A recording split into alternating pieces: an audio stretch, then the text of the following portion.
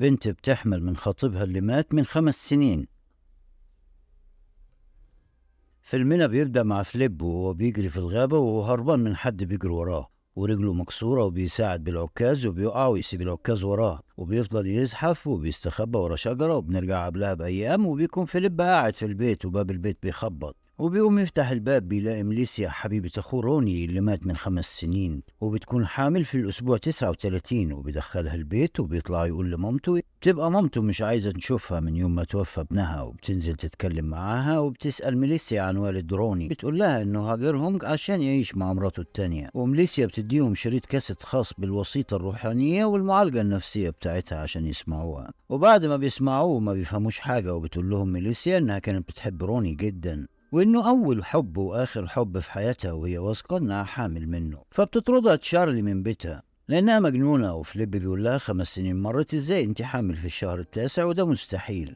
وبتقول لهم إنها بتقول الحقيقة، وبتدي لهم عنوان بيتها ورقم تليفونها عشان لو عايز يشوف ابن أخوه. وبتسيبه وبتخرج بره البيت، وبتفتكر ليلة حفلة التخرج مع روني وعيلته إنها كانت أيام حلوة. وبتوصل بيتها اللي عايشة فيه مع زوجين بيلي وجيلي. تشتغل في محل بيلي لسنين وبتعتبره كأنه أبوها، وبتقول لهم إنها مضطرة تمشي من عندهم لمدة 2 شهر لحد ما تولد، وساعتها هترجع ليهم تعيش معاهم من تاني، وده لأن أهلها رافضين يعترفوا بطفلها. وبيجي تاني يوم وبتكون تشارلي متعصبة بسبب اللي سمعته من ميليسيا بتتكلم مع ابنها عن اللي قالته وإنه مستحيل. ولكن فيليب بيقول لها إنه ممكن يحصل عن طريق تجميد الحيوانات المنوية بتاعته طول الفترة دي. وميليسيا استخدمتها من 9 شهور وحملت منه، لكن تشارلي ما بتصدقش كلام فيليب، وبتقول له ليه ابنها يعمل كده وهو لسه شاب. وبتروح المكتبة اللي كانت شغالة فيها وانقطعت عنها بعد موت ابنها، وبتقرا عن مدة تجميد الحيوانات المنوية وامتى ممكن تتاخد، وبتعرف انها ممكن تتاخد في خلال 24 ساعة من بعد الوفاة. وبتفكر ان ميليسيا ممكن تكون سرقت الحيوانات المنوية بتاعة ابنها بعد الموت.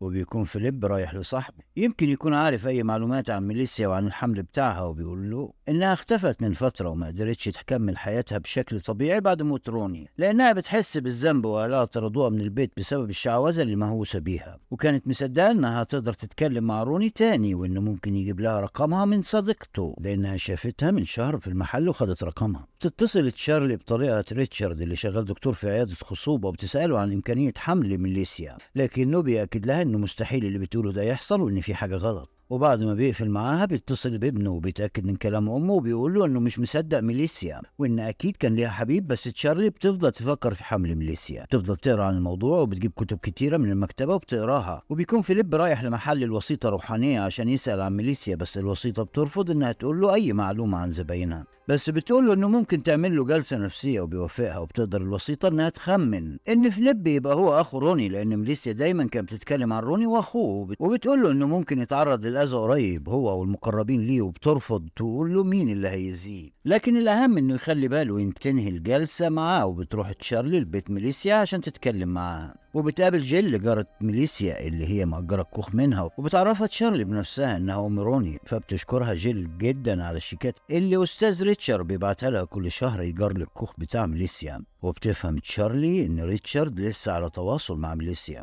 وانه كذب عليها، فبتتصل بيه وهي متعصبه وبترد مراته عليها وبتسال عن مكان ريتشارد، وبتقول لها انه سافر لهم وجاي لهم في الطريق. فبتتحرك تشارلي على المطار عشان تفضل مستنيه ريتشارد، وبتقول له انها عرفت موضوع الشيكات وبتجهلها، وبيقول لها انه جاي يطمن على ابنه وبس. تفضل تضغط عليه لحد ما بيقول لها انه بيقابل ميليسيا كتير من وراها لما بيرجع المدينه، وان من بعد موت روني عدى على المكان اللي توفى فيه وشاف ميليسيا وعارف انها محتاجه مساعدته لانها منهاره بسبب فراقه. وبنشوف فيليب بيطلع على بيت ميليسيا عشان يقابلها وبيفضل يتكلم معاها، وبتكون اول واحده يحكي لها سبب كسر رجله. بيقول لها ان قبل موت روني كانوا متفقين انهم يسافروا سوا نيويورك، وقرروا انه يسافر لوحده. وفضل يدور على شغل كتير لحد ما لقى وظيفه ساعي بريد، وحاول يشغل نفسه بيها عشان يبطل يفكر في فقدانه لأخوه، لحد ما في يوم ما شاف عربية ماشية قدامه هتخبطه، وإنه كان ممكن يتفاداها بسهولة، لكنه اختار إنها تخبطه عشان يلاقي أي سبب يرجع لبيته من تاني، لأنه كان بيقاوم إنه يستمر في نيويورك بسبب رجله المكسورة. وبتبدأ ميليسيا هي كمان تحكي له حياتها، بتقول له إنها بتحاول تعيش هي كمان، لكن بقى بيجيلها حالات إغماء ونوم كتير لدرجة إنها بتصحى من النوم مش فاكرة إيه حصل لها، وإن الحالات دي بتجيلها كتير واللي مش عارفة سببها غير إنها من روني. وبتكون في نفس الوقت ده جيل اللي رجعت لبيتها وهي مصدومة بسبب إنها اكتشفت دواء مخفي في بدروم بيتها جوه علبة السجاير بتاعت جوزها، وبتدخل بيتها بتلاقي إن بيل بيدور عليها في البدروم، وبتبصله وبتديله الدواء اللي لقيته، بتقول له إزاي يقبل يعمل كده وينيم ميليسيا ويغتصبها وتحمل منه، وازاي عملت كده وهي بتعتبرك والدها. وبتقول له انها عاشت معاه 30 سنة في بيت واحد، وكانت محملة نفسها ذنب انها ما بتخلفش، وكانت بتحاول انها تريحه على قد ما تقدر، وبتفضل تضرب فيه لحد ما بيبعد عنها، فبتقع من على السلم ورقبتها بتنكسر وبتموت. وبعد ما فليب يخلص كلام مع ميليسيا بيمشي من عندها، بتحس بأعراض الولادة، فبتنادي على فليب عشان يساعدها. وقبل ما بيتحرك بالعربية بتقول له ميليسيا انها لازم تاخد بيل وجيل معاها، فبيروح فيليب عشان ينادي على حد منهم، وبيسمع صوت من البدروم، فبيبص من الشباك وبيشوفه قدامه بيل وقدامه واحدة ميتة، وبياخد بيل باله من فيليب وبيجري عليه في الغابة ومعاه بندقية. فيليب بيقع من العكاز وبيستخبى ورا شجرة. بتكون ميليسيا قربت تولد وبتسوق العربية وبتتحرك على المستشفى، ولسه كان فيليب هيهرب، ولكن بيل بيكون وراه بيضربه وبيغمى عليه وبيحفر في الحديقة عشان يدفن مراته وفليب.